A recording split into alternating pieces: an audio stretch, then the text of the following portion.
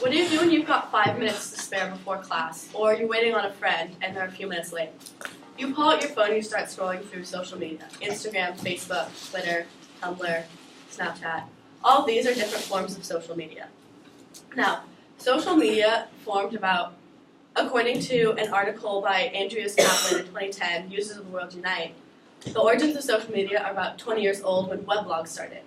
This is where people could post kind of things about their lives, which is how social media is now. We post what we're doing when we go on vacation. It's how we keep in touch and tell our Aunt Jan that we're going to Cal Poly. But has social media become too fake?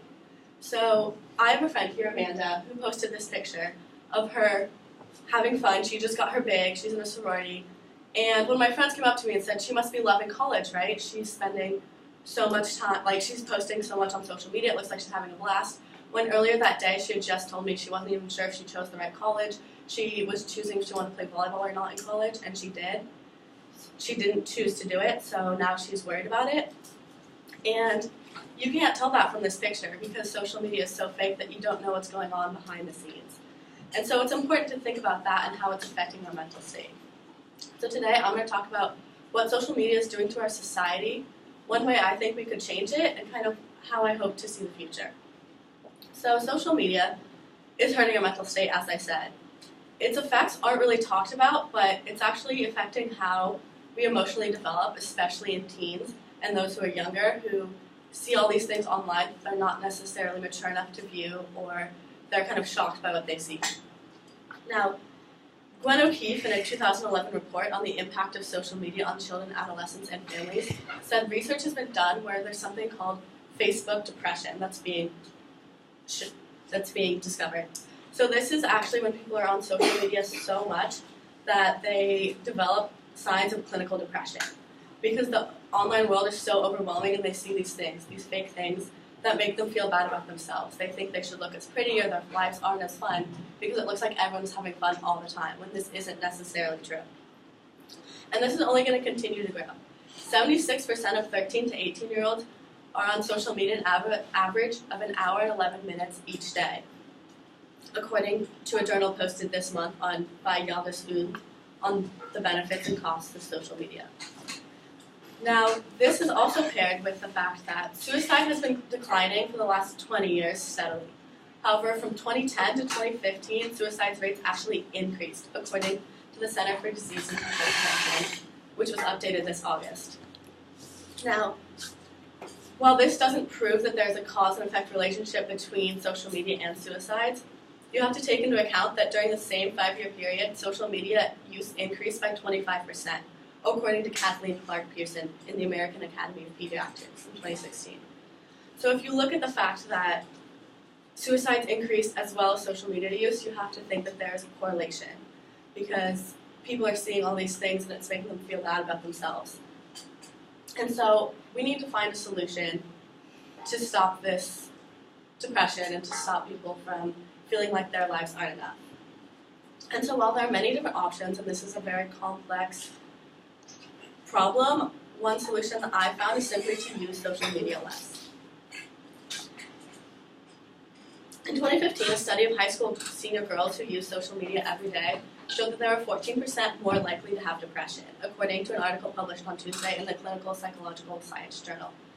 So this is important to remember, that if you use social media every day, then you need to think about your mental state.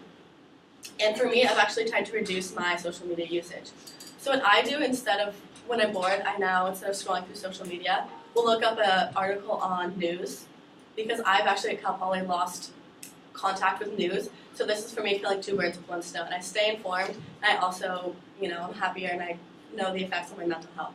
So what I do is I use the Associated Press app. I think it's the least biased, but there's so many other news apps out there, CNN, Fox, BBC, that you can find any of them. Or I've also included on this slide Stitcher, which is a podcast radio.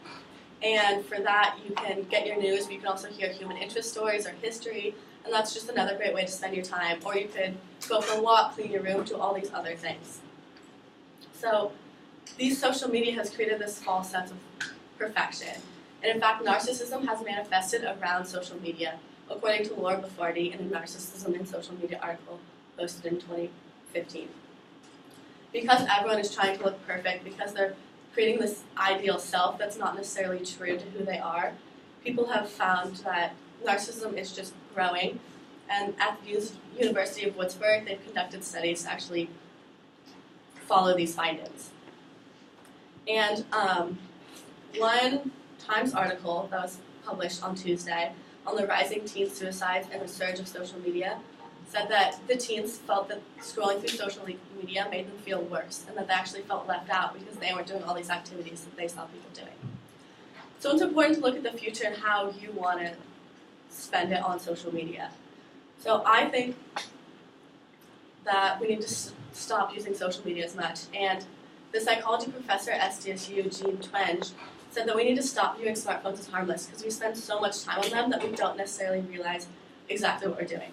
So now I'd actually like all of you to get out your smartphones and open your settings app. Now this is only going to work for those of you with Apple phones. It might be possible for others, but I'm not sure. But this is geared to an Apple user, so I apologize if you're not. So if you open your phone, open the settings app, and go to battery, it's about half a scroll down. You can see, click on that, and you can see your usage on your phone.